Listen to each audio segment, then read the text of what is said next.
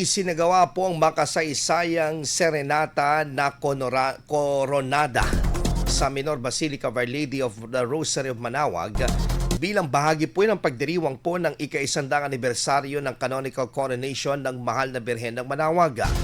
Dinagsa ng mga deboto at manunood ang nasabing gawain na tampok ang isang choral competition at musical serenade bilang pag-alalay o pag-aalay kay Apo Baketa. Nagsimula ang programa sa reception ng mga panauhin na sinundan ng Regina Cayeli at enthronement ng imahe ng Birhen na sa altar at nagbigay naman ng panalangin si Reverend Father Alexander Constantine Senyo habang inihatid ni Reverend Father Jerome Geronimo naman ang opening message. Bahagi rin ng programa ang pagtatanghal ng 6 na kalahok na choir sa opening performances at ang main competition proper sa serenata sa Coronada.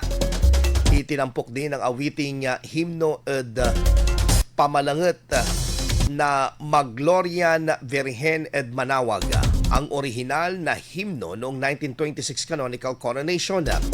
Sa pagtatapos ng programa, inanunsyo ang mga nagwagi at special awardees kung saan tinanghal na kauna-unahang champion ng serenata sa Coronada ang Calasiao Chamber of Chorus.